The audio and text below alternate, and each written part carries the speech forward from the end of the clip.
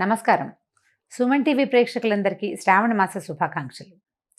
శ్రావణ మాసం పూజల మాసం. శ్రావణ మాసాన్ని నభోమాసం అంటారు. శ్రావణ భాద్రపదాలు వర్ష ఋతువు కాబట్టి ఇలాంటి పేరుతో చెప్తారనమాట. అయితే ఈ వర్షాకాలం కావటం వల్ల ప్రకృతి పరమ శోభాయమానంగా ఉంటుంది, ప్రశాంతంగా ఉంటుంది. కొంచెం వానలు అడ్డం వచ్చినప్పటికీ షాపింగ్లకి పూజలకి పెద్దగా ఇబ్బంది ఏమి ఉండదు. మన దారిని మనం చేసుకుంటూ ఉండొచ్చు. శ్రావణ మాసానికి ముందొచ్చిన ఆషాఢంలోనే దక్షిణాయనం ప్రారంభమైంది. దక్షిణాయనం ఉపాసనా కాలం, పూజలు ఎక్కువ చేయాల్సిన రోజులు అన్నమాట ఇవి. ఇదివరకటి కాలంలో ఏం చేసేవారో కానీ ఇప్పుడు మాత్రం మనం కొన్ని సంవత్సరాలుగా, అంటే కనీసం ఒక 100 సంవత్సరాల నుంచి అనుకోండి, మనకు తెలిసినంత మటుకు మన అమ్మమ్మలు నాయనమ్మలు కూడా ఈ వరలక్ష్మి వ్రతము మంగళగౌరి వ్రతము చేసుకుంటూనే ఉన్నారు, మనకు తెలుసు కదా. అయితే ఈ పూజలు చేయగలిగేటువంటి ఈ రోజుల్లో పూజ ఎవరికి చేయాలి, అసలు పూజ ఎందుకు అనే దాని మీద కొంచెం ఆలోచిద్దాం. శ్రావణ మాసం లక్ష్మీ మాసం అని చెప్పుకుంటాం కదా. శ్రావణము అంటే శ్రవణ సంబంధమైనది. ఈ శ్రవణము అనేది వెంకటేశ్వర స్వామి జన్మ నక్షత్రం. కలియుగంలో కలవు వెంకటనాయక అంటారు. కలియుగానికి వెంకటనాయకుడే ప్రధాన దైవం.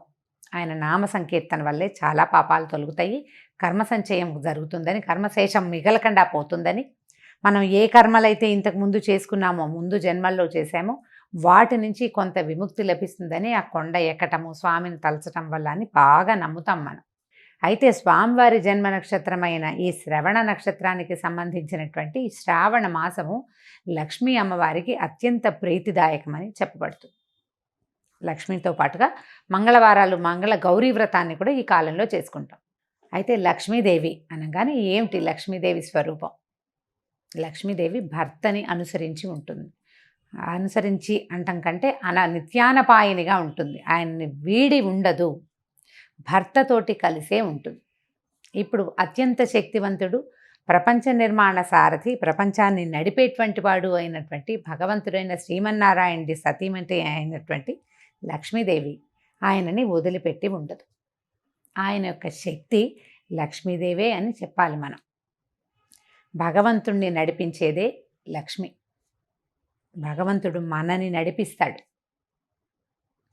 మనని నడిపించే భగవంతుని యొక్క నడక శక్తి అయినటువంటి లక్ష్మీదేవిని నిత్యము అర్చించడము చాలా శుభస్కరము, అత్యద్భుతమైన విషయం.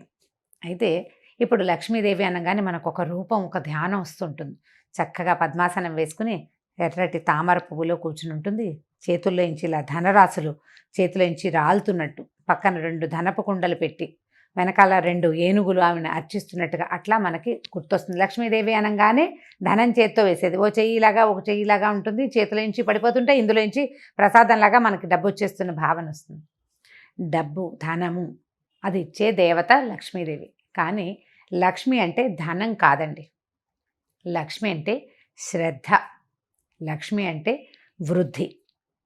ఎక్కడైతే శ్రద్ధ ఉంటుందో అక్కడ వృద్ధి ఉంటుంది అని చెప్పబడుతుంది. శ్రద్ధకి ఎంత చిన్న చిన్న విషయాల్లో అయినా శ్రద్ధ కావాల్సిందే. మన ఇంట్లో ఓ సూది ఉంది, మనకు చీర జరిగింది, కుట్టుకుంటాం. మన సూదేనని కసకసా చేసేస్తామా? చెయ్యము. శ్రద్ధగా చేయాలి. అప్పుడు చెయ్యి తెగదు, చేతిలో గుచ్చుకోదు, వస్తువు సజావుగా అవుతుంది మనం చేస్తున్న పని. ప్రతి విషయంలోనూ ఇటువంటి శ్రద్ధే కావాలి. చూడండి, ఒక అరటిపండు తింటున్నాం, అరటిపండు జారి కింద పడిపోయింది. కళ్ళకత్తుకుని తీసి నోట్లో వేసుకుంటామా? కింద పడిపోయిందని పడేస్తాం. అదే ఒక 100 రూపాయల నోటు, ఒక రూపాయి బిళ్ళ కనీసం కింద పడింది అనుకోండి, ఏం చేస్తాం? బురదలో పడితే కడుక్కుంటాం. కాగితం కనుక బురదలో పడితే అలాగా తుడుచుకుంటాం, కళ్ళు కత్తుకుంటాం. అమ్మో మహాలక్ష్మ కోపం వస్తుంది అని. ప్రతిదాన్ని ఇదే శ్రద్ధగా తీసుకోవాలి. నీ యందు ఉన్న శ్రద్ధే లక్ష్మీ అనుగ్రహం. మనకి ప్రతి విషయంలోనూ లక్ష్మీదేవి అనుగ్రహం కావాలి. ఎక్కడెక్కడ కావాలి చూడండి. తెల్లవారి నిద్ర లేవడానికి అక్కడి నుంచి మొదలు పెడితే ప్రతి విషయము, ప్రతి దాంట్లోనూ నీకు ధైర్యం కావాలి, దానికి లక్ష్మీదేవి అవసరం. నీకు జ్ఞానం కావాలి, విద్యాలక్ష్మి అవసరం. నీకు ధనం కావాలి, ధనలక్ష్మి అవసరం. ధాన్యం పంటలు పండిస్తున్నావు, ధాన్యలక్ష్మి అవసరం. మన దగ్గర 4 ఆవులు ఉన్నాయి, పాడి పంట వృద్ధి చెందాలి, అక్కడ కావాల్సిన లక్ష్మి గోలక్ష్మి, గోమాలక్ష్మి, ఆవిడ సహకారం ఉండాలి. ధాన్యలక్ష్మితో పాటు పంటలు బాగా పండాలంటే సస్యలక్ష్మి కావాలి. ప్రతి చోట ఉండే సమృద్ధి సరి అయినదే లక్ష్మీ అవతారం. అటువంటి లక్ష్మిని సాకారంగా పూజించేందుకే ఈ శ్రావణ మాసాన్ని నిర్ధారించారు. సాకారంగా పూజించాలి అంటే మనం చక్కగా ఒక కలశం పెట్టుకుని ఆ కలశానికి చక్కగా అలంకారం చేసుకోవటం, మామిడి మండలు వాటితోటి అలంకరించుకోవటం, మామిడాకులతో అలంకారం చేసి ఒక కొబ్బరికాయ పెడతాం, దానికి ఒక వస్త్రధారణ చేస్తాం కలశానికి. కలశంలో లక్ష్మీదేవిని ఆవాహన చేసుకుంటాము. ఓ చిన్న ప్రతిమ ఏదైనా పెట్టుకుంటాము. కొద్దిగా బంగారమైన శ్రావణంలో కొనుక్కోవాలనుకుంటాము. ఈ బంగారం వృద్ధవుతుందన్న నమ్మకంతో, శ్రద్ధతోటి కొన్న వస్తువు వృద్ధవుతుంది, అదే పాయింట్.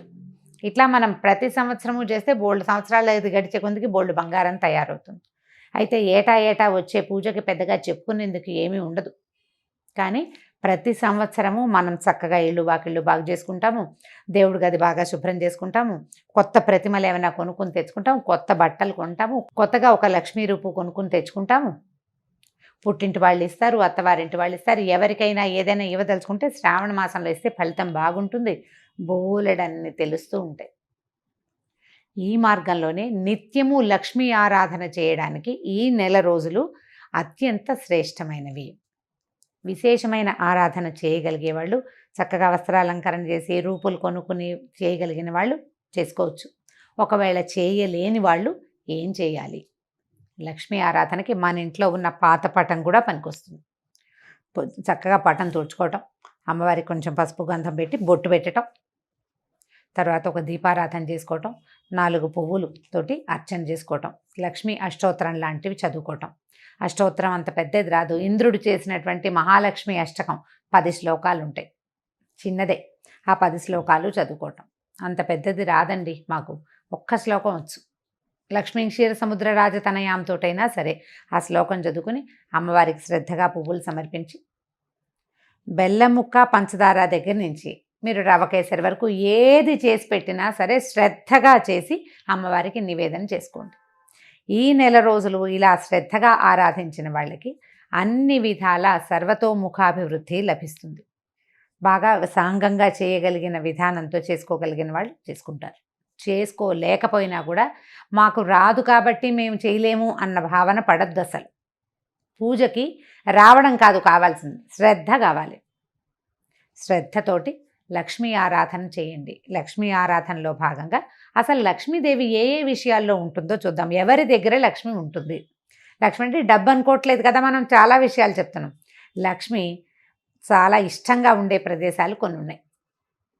అవి ఎన్ని ఉన్నాయండి? కనీసం ఒక 30-40 నేను చెప్తుంటే అలా లిస్ట్ వచ్చేస్తూనే ఉంటుంది. శుభ్రమైన వస్త్రాలు, శుభ్రమైన ఇల్లు, అలంకరించిన వాకిళ్ళు, పోట్లాటలు లేని ఇల్లు, ఏ కీచులాటలు లేనటువంటి సంసారాలు,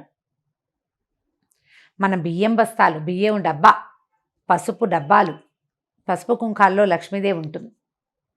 ఆమెకి ఇష్టం ఆ రంగులు, అక్కడ ఉంటుంది. అందుకని చూడండి, మన ఇంట్లో పసుపు కనుక చివరికి వచ్చింది అనుకోండి, అయిపోయింది పదం వాడనివ్వరు, నిండుకుందనమంటారు. అయిపోయింది అనకూడదు, ఖాళీ చేయకూడదు. అసలు బియ్యం డబ్బాని కూడా ఖాళీ చేయరు, చివరికి 2 గింజలు వెనక్కి వేసుకోవాలి, అలా ఖాళీగా ఉంచకూడదు. అవన్నీ లక్ష్మీ స్థానాలుగా భావిస్తాం. ఇతరులకి సేవ చేసే వాళ్ళకి, ఇతరులకి సహాయం చేసే వాళ్ళ దగ్గర, ఎవరైతే పరమత సహనంతో మెలుగుతారో వాళ్ళ దగ్గర, ఏదైనా తగాదా వచ్చినా తిరగబడి మాట్లాడకుండా ఎవడుంటాడో వాడి దగ్గర, వాడి సహనంలో లక్ష్మి ఉంటుంది. చిన్న పిల్లల్లో, పెద్ద వృద్ధుల్లో, శుభ్రమైన మంచాల మీద, మంచం కూడా లక్ష్మీ స్వరూపమే. మన ఇంట్లో మనం వాడుకునే తిరగలి, రోకలి, రోలు, గుండ్రాయి, ఇవన్నీ కూడా లక్ష్మీ స్వరూపాలే. వీటితోటి మనం ఎంత శ్రద్ధగా ఉంటున్నాము అనే దాన్ని బట్టే లక్ష్మీ మకటాక్షం మన మీద ఎంత ఉంటుంది అనేది ఉంటుంది. దేనిని పారేయకూడదు. అన్నం వృధా చేయని ఇళ్లల్లో లక్ష్మీదేవి ఉంటుంది. ఎప్పుడూ వెలుగ్గా ఉండటం, నిత్యము దీపారాధన చేయబడ్డం, సాయంకాల సంధ్యావేళల్లో తలుపులు వేసుకోకుండా లైట్ వెలిగించి తలుపు తీసి పెట్టుకోవాలి. ఆ సమయంలో లక్ష్మీదేవి యొక్క ప్రవర్తన బాగుంటుంది. ఆవిడకి ఇష్టం అనమాట అది. ఆవిడ ఎప్పుడు నడిచి వస్తూ ఉంటుంది బయటికి లోపలికి. పువ్వులతో అలంకరించిన దేవతా స్వరూపాల్లో లక్ష్మి ఉంటుంది, జలంలో లక్ష్మి ఉంటుంది, పాత్రలలో లక్ష్మి ఉంటుంది. వీటన్నిటినీ మనం శుభ్రంగా ఉంచుకోవాలి. ఇలా శుభ్రంగా ఉంచుకున్న వాటి వల్ల మనకి లక్ష్మి పెంపొందుతుంది. పాత్రలు శుభ్రంగా ఉన్నాయి, ఆరోగ్యం పెంపొందుతుంది. మంచం శుభ్రంగా ఉంది, చక్కని నిద్ర పడుతుంది, మరునాడు చక్కగా పనిచేస్తాం మనం. ఇల్లు శుభ్రంగా ఉంటే ఆరోగ్యము బాగుంటుంది, పవిత్రంగా ఉంటుంది, ప్రశాంతంగా ఉంటుంది. ప్రతి వాళ్ళకి జీవితంలో ఏవో కావాలని ఉంటుందండి. అన్నం లేని వాడికి అన్నం కావాలి, అన్నం నీళ్ళు 4 అందేవాడికి ఇంకొంచెం బెటర్మెంట్ కావాలనిపిస్తుంది, ఆ బెటర్మెంట్ కూడా ఉన్నవాడికి ఇంకా పైకి ఎదిగిపోవాలనిపిస్తుంది, ఆ పైకి కూడా ఎదిగాక వాడికి చిత్తశాంతి ఉండదు, వాడికి మనశ్శాంతి కావాలి, శాంతి లక్ష్మి అవసరపడుతుంది. ఇవన్నీ ఉంటే ఆరోగ్యం ఉండదు, ఆరోగ్య లక్ష్మి అవసరపడుతుంది. వ్యక్తులు ప్రతి వాళ్ళు ఏదో ఒక లోటుతోటే ఉంటుంటారు.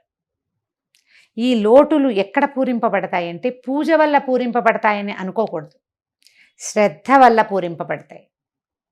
మనం ఏ పొరపాటు చేస్తున్నాం, దేనివల్ల నాకు ఇది వస్తోంది ఈ సమస్య అని మనకు ఆలోచన వస్తే చాలు, ఆ విషయాన్ని శ్రద్ధతోటి సరి చేసుకుంటే మనకు కావాల్సింది సమకూరుతుంది. వ్యక్తుల యందు ఉండేటువంటి శ్రద్ధే సాక్షాత్ శ్రీ మహాలక్ష్మి స్వరూపం. ఈ శ్రావణ మాసాన్ని మన యొక్క శ్రద్ధామాసంగా మార్చుకోండి. రోజు ఒక కథ విని ఒక ఇది చేసి కార్తీక పురాణంలాగా మా శ్రావణ లక్ష్మి పురాణం అని భావించొద్దు. ఇవి నెల రోజులు మీరు శ్రద్ధగా గనక ఉంటే, శ్రద్ధగా ఉండటం మీకు అలవాటైపోతుంది. ప్రతి విషయంలోనూ ఏ పని చేసినా శ్రద్ధగా చేయాలి. పోట్లాడినా కూడానా అని అడగండి, పోట్లాడకూడదు, పోట్లాడద్దు, కొట్లాడద్దు, కీచులాడద్దు, ఎవరితోటి తగాదా వచ్చే పరిస్థితిని అసలు రానివ్వకుండా ఉంచుకుందాం. ఈ నెలని శ్రద్ధామాసంగా భావించి ఈ నెల రోజులు ఒక దీక్షలాగా దీన్ని చేపట్టండి. ఆ తర్వాత మన ఇళ్లలో సమస్యలు తగ్గిపోతాయి. అత్తగారులతోటి కానీ, భర్తలతోటి కానీ, ఆడపడుచులతోటి కానీ, పిల్లలతోటి కానీ సమస్యలు ఉండవు. ఒకవేళ మనం ఆఫీస్లో పనిచేస్తుంటే ఆఫీస్ వాళ్ళతోటి కూడా మనకు సమస్యలు తగ్గిపోతాయి. శుభ్రత, జాగ్రత్త పెరిగితే ఆరోగ్యం పెంపొందుతుంది. మీరు రోజంతా ప్రశాంతంగా ఉండి శ్రద్ధగా ప్రశాంతంగా ఉండడానికి ప్రయత్నం చేస్తే ఆరోగ్య సమస్యలన్నీ తగ్గుతాయి, చిత్తశాంతి ఆటోమేటిక్గా వచ్చేస్తుంది. ప్రయత్నించి మొత్తం మామ్స్ అందరూ కనుక దీనికోసం ట్రై చేస్తే ఆటోమేటిక్గా డాడ్స్ అండ్ కిడ్స్ ట్రై చేస్తారు. తప్పకుండా ప్రయత్నించండి. కనీసం అయ్యో ఇవాళ చేయలేకపోయాను రేపైనా చేద్దాం అని అనుకోండి. ఇవాళ పోట్లాడేసేయాల్సి వచ్చింది, లేదా గొడవ పడాల్సి వచ్చింది, లేదా ఏదో వస్తువు పడిపోయింది, పగిలిపోయింది, పాలు విరిగిపోయినాయి, ఇలా అజాగ్రత్తలు బోల్డన్ అవుతాయి కదా, వాటన్నిటినీ సరి చేసుకునేందుకు ట్రై చేయండి. ఇవాళ పొద్దున్న నుంచి మనం ఆలోచించాలి. పాలు పొంగిపోకూడదు, జ్ఞాపకం పెట్టుకోండి. పాలు పొంగకూడదు, మన వేళ్ళు గీళ్ళు తెక్కకూడదు, మనం కాలుజారి పడిపోకూడదు, జాగ్రత్తగా ఉండాలి. అన్నం వృధా కాకూడదు, ఏ వస్తువు వృధా కాకూడదు. జాగ్రత్తగా శ్రద్ధగా కనుక చేస్తే ఈ శ్రావణ మాసం తాలూకు ఎఫెక్టు సంవత్సరం అంతా ఉంటుందండి. ఇది పూర్తిగా మన జీవితాలని బాగు చేస్తుంది.